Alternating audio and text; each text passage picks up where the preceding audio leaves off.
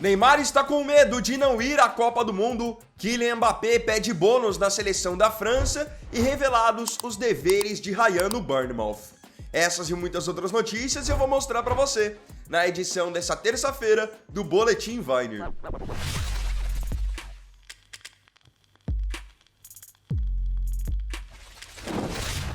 Galhardo de saída do River. Nós iniciaremos a edição dessa terça-feira, dia 24 de fevereiro, do Boletim Viner pelo futebol sul-americano, onde um dos treinadores mais renomados do continente nos últimos tempos, o argentino Marcelo Galhardo, está de saída do River Plate. Lembrando que ele é o treinador mais vitorioso da história do clube. Através de um comunicado oficial, de um vídeo, Galhardo disse para a torcida do River que está de saída nessa semana. Ele tinha contrato até o final do ano, mas não vai dar andamento no seu trabalho. E muito disso se deve ao péssimo momento atravessado pela equipe argentina. Só para vocês terem uma ideia, dos últimos 15 jogos do River Plate no Campeonato Argentino, eles venceram apenas 3 e perderam 10. Então a campanha no Campeonato Argentino é medíocre e o River Plate nem conseguiu se classificar para essa temporada para a disputa da Libertadores. Então ele admite que essa segunda passagem dele pelo River Plate não foi uma passagem bem sucedida, não foi uma passagem produtiva e por isso ele está dando adeus. Lembrando que na sua primeira passagem o Galhardo foi campeão da Libertadores, fez o River Plate jogar um belo futebol aqui na América do Sul, tanto que os times brasileiros tinham até receio de encontrar o River na Libertadores, porque era um time muito chato, e ele acabou interrompendo essa primeira passagem dele pelo River Plate para treinar o Al Ittihad da Arábia Saudita, onde acabou também não conseguindo fazer um bom trabalho. Tanto que rapidinho ele foi mandado embora e aí retornou ao River. Com ele ficando livre no mercado em breve, fica agora o questionamento. Será que seria um bom nome para os clubes do futebol brasileiro? Eu particularmente tenho essa curiosidade de ver como que o Galhardo se sairia aqui no Brasil, porque ele já mostrou no River que quando ele teve recursos, teve bons jogadores, ele conseguiu fazer um trabalho muito bom. Bragantino multa Gustavo Marques. Quem acompanhou os estaduais no final de semana, especialmente o Campeonato Paulista, viu o que aconteceu depois da classificação do São Paulo sobre o Bragantino. O zagueiro do Bragantino, o Gustavo Marques, concedeu uma entrevista onde ele detonou a arbitragem do jogo simplesmente pelo fato de a árbitra da partida ser mulher. Começou a dizer que ela tinha influenciado no resultado do jogo, quando isso não era verdade. Então, depois de pegar pesado com a arbitragem de Daiane Muniz e até dizer que não deveriam colocar mulheres para apitarem os jogos do Bragantino contra os grandes de São Paulo, o Gustavo Marques, minutos depois, veio a público novamente para poder se desculpar, reconhecendo que tinha errado, que estava de cabeça quente, mas aí já era tarde demais. Ele já estava sendo detonado nas redes sociais e agora ele foi punido pelo próprio Bragantino. Através de um comunicado oficial, o Bragantino anunciou que vai multar o Gustavo Marques em 50% do seu salário. E com esse valor da multa do salário do Gustavo, eles vão doar para uma ONG que ajuda mulheres em situação de vulnerabilidade em Bragança Paulista. Eu vou falar uma coisa agora sobre essa declaração do Gustavo Marques, que muitos vão dizer que não acreditam, mas é um fato. Não é só o Gustavo Marques que tem esse pensamento em relação à arbitragem de mulheres.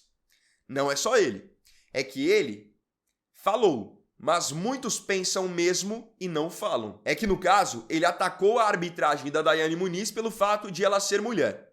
O que tem que ser atacado é se ela for bem ou for mal. Da mesma forma que a gente faz com o Rafael Claus, com o Wilton Pereira Sampaio, com o Anderson Daronco. Você tem que criticar e pode criticar firme a partir de um erro. Agora, você querer apontar um erro onde não existiu, querer criticar só por ela ser mulher, aí é osso. Eu sou da seguinte opinião, que você tem que tratar da mesma maneira. Então, se ela fizer uma boa arbitragem, beleza. E se ela fizer uma arbitragem ruim, ela tem que ser criticada sim. Agora, tem que ser criticada pela arbitragem e não por ser mulher. E eu tô dizendo que tem que ser um tratamento igualitário porque eu vejo por muitas vezes muitas pessoas que acham que a arbitragem de uma mulher não pode ser criticada. E sim, ela pode ser criticada também. O ponto é a maneira que ela será criticada, mas ela tem que ser criticada também. Porque quando o Klaus erra, quando o Ramon Abate Abel erra, todo mundo detona. E aí, quando é uma mulher, aí ela vai ter uma proteção? Não, ela tem que ser criticada, mas da maneira correta.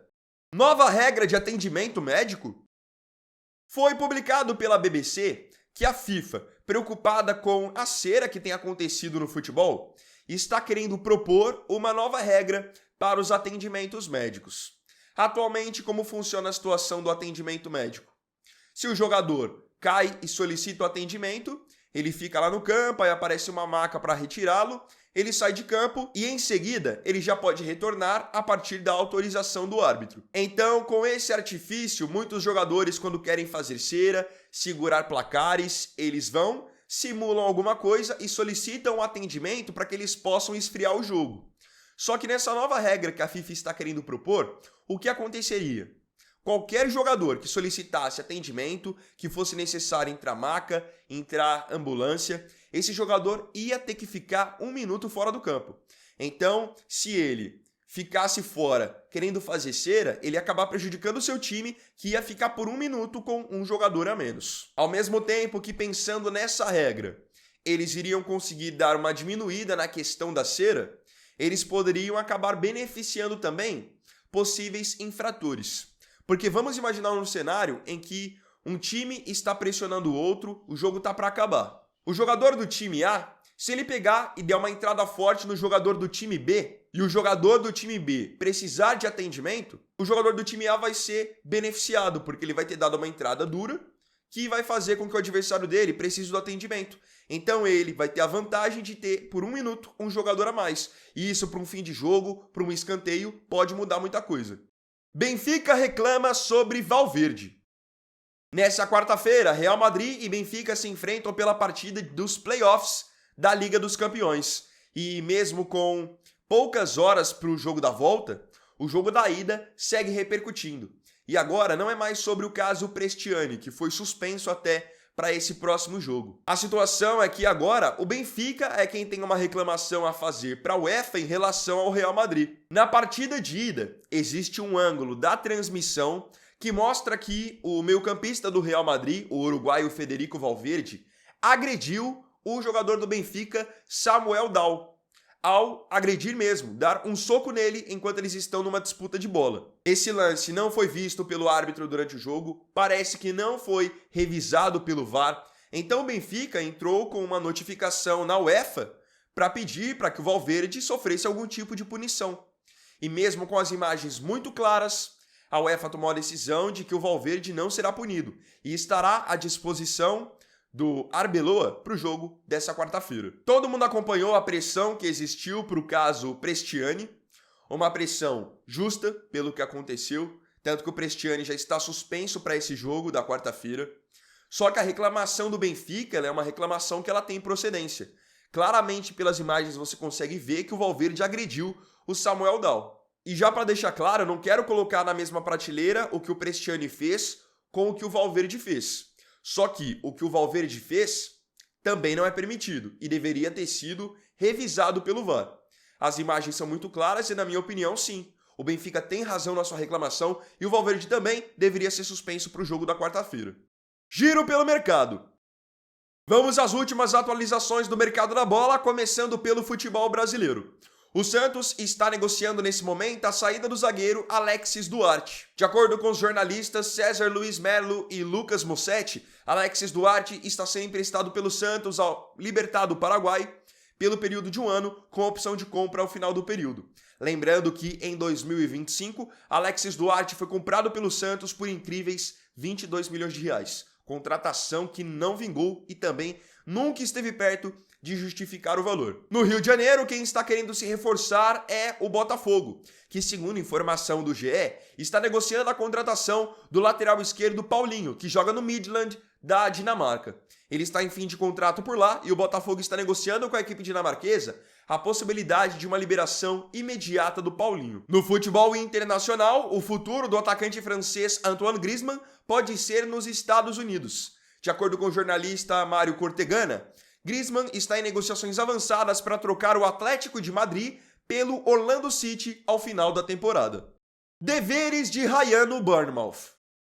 Um dos jogadores brasileiros que mais está em alta nessas últimas semanas no futebol europeu é o atacante Ryan, ex-Vasco, que chegou com tudo na Inglaterra jogando no Bournemouth. Até o momento são 2 gols e 1 assistência em seus primeiros 4 jogos. Nesses últimos dias, o portal Dezada Futebol divulgou alguns detalhes do contrato do Ryan no Bournemouth, colocando principalmente para a mídia alguns deveres do atacante brasileiro dentro do clube, mostrando que o Bournemouth está bem atento à situação do Ryan e quer cuidar muito bem do seu ativo. Está em contrato, por exemplo, que o Ryan precisa dormir antes das 11 horas da noite, e ele tem o seu sono monitorado pelo clube.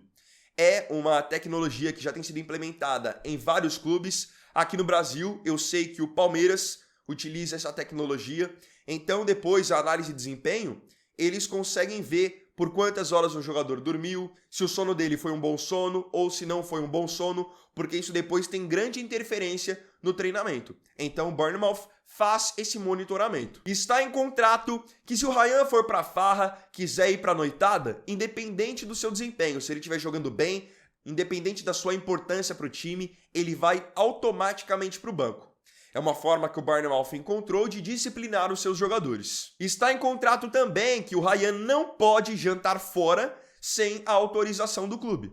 Ou seja, quiser sair com a família, quiser sair de repente com a esposa, precisa ter autorização. Uma outra exigência em contrato, que não é só uma exigência do Bournemouth, é uma exigência da Premier League em maneira geral, é que o Ryan tem 6 meses para aprender a falar inglês. É algo que não só é necessário por uma questão de visto, mas também vai ajudá-lo demais no dia a dia no clube e na vida dele fora do clube. Então, ele, além de estar ali em contato com o idioma todo dia com os companheiros, ele precisa também fazer aulas de inglês. Não é só em relação ao clube que o Ryan é monitorado. Até as redes sociais têm monitoramento. E se ele postar alguma besteira, algo que não deve, ele pode levar advertência. Por último, esse aqui é mais padrão nos clubes profissionais, o Ryan tem um GPS acompanhando seu rendimento nos treinamentos e nos jogos. É uma maneira de depois, a análise de desempenho, conseguir acompanhar como tem sido o desempenho dele, quanto que ele tem corrido, em qual velocidade ele tem corrido. Isso aqui todo mundo já está mais habituado. O Bournemouth, então, está adotando tanta cautela em relação ao Ryan, porque, primeiro, sabe do potencial que ele tem, e estão cuidando de um ativo que não custou barato. E acreditem, com esses cuidados do Bournemouth, com o potencial do Ryan e o espaço que ele vai ter no Bournemouth para se desenvolver, eu não vou me surpreender se em 1, 2 anos no máximo, ele já for negociado com algum time mais relevante da própria Inglaterra e por um valor muito maior do que o Bournemouth pagou para o Vasco. E eu digo isso porque além de o Ryan ser muito bom, muito talentoso, é normal alguns times da Premier League serem meio que vitrines. Eles desenvolvem talentos, desenvolvem jovens jogadores e depois os vendem para Liverpool, para Manchester City, para Arsenal. Nos últimos tempos tem sido assim com o próprio Bournemouth, que vendeu nessa temporada o Semenyo para o Manchester City. Em outros momentos foi assim com o Brighton, que vendeu Caicedo para o Chelsea, vendeu McAllister para o Liverpool. Eles pegam, lapidam e vendem. Mbappé pediu bônus na seleção francesa. Falando agora sobre Mbappé, sobre seleção francesa, o Mbappé ele é o capitão da seleção francesa. Tem sido assim nesse ciclo para a Copa de 2026. E foi noticiado pelo jornal francês L'Équipe que logo que a França garantiu a sua vaga para essa Copa do Mundo dos Estados Unidos, o Mbappé solicitou um bônus para a Federação Francesa de Futebol. Aí muitos vão dizer, poxa, mas por que o Mbappé está pedindo bônus? Dinheiro não é um problema para ele e certamente ele já deve ter tido a sua recompensa financeira por ter garantido a vaga na Copa. Só que é o seguinte, o bônus que o Mbappé pediu não era para ele ou para algum outro jogador, e sim para outros membros da equipe. Ele, na posição de capitão, pediu um bônus para que ele pudesse dividir esse bônus com os roupeiros, com os gerentes de equipe, porque na visão dele, todos eles tinham participação no fato de a França ter carimbado sua vaga para a Copa. Ou seja, ele fez um pedido, não por ele, mas para beneficiar a todos. E podem ter certeza que esse é um dos fatores que colabora para o Mbappé ter uma moral absurda na seleção francesa. Ele tem lidado muito bem com essa responsabilidade de ser capitão, mesmo sem ser um jogador ali tão experiente. É um jogador que, querendo ou não chegou nem nos 30 anos ainda e já tem toda essa moral porque é um grande jogador e tem se mostrado também um baita líder. Neymar está com medo. Nesse final de semana, o Neymar fez apenas o seu segundo jogo pelo Santos nessa temporada e jogou os 90 minutos na eliminação do Santos para o Novo Horizontino nas quartas de final do Campeonato Paulista. Após a eliminação, o Neymar tem sido bastante criticado nas redes sociais, especialmente pelo seu desempenho, com muitos vendo que o Neymar de 2026 realmente não é mais o mesmo Neymar que a gente conheceu e vimos em altíssimo nível em outros momentos. É um Neymar muito mais limitado, especialmente na questão física. E com essa eliminação do Santos no Campeonato Paulista, o Neymar tem agora menos jogos pela frente para mostrar serviço pro Ancelotti pensando na convocação de março. Porque se ele tivesse avançado para a semifinal, ele teria a semifinal para jogar e se passasse para a final, os 2 jogos da final. Então teria mais 3 partidas para mostrar serviço para tentar justificar uma convocação para os amistosos contra a França e Croácia. Com essa eliminação, essa possibilidade não existe mais. E aí que vem a informação divulgada pelo UOL de que o Neymar está com medo em relação à Copa do Mundo. Ele sabe que, nesse momento, o cerco está se fechando, está vendo que muitos jogadores já estão com as suas vagas bem encaminhadas e está com receio de que ele não tenha um espaço nessa convocação. A Copa do Mundo é tratada como a última missão da carreira do Neymar, informação até que foi divulgada pela ESPN. Então, ele só fala da Copa do Mundo e só visa a Copa do Mundo. Por isso que, se ele não for convocado, existe a real possibilidade de ele se aposentar ao final desse ano. Nessa semana, ainda muito provavelmente, eu vou soltar mais um vídeo a respeito do Neymar, dizendo se, na minha opinião, ele deve ou não deve ser convocado. E vou trazer a minha argumentação. Então fiquem ligados que nessa semana eu vou soltar esse vídeo.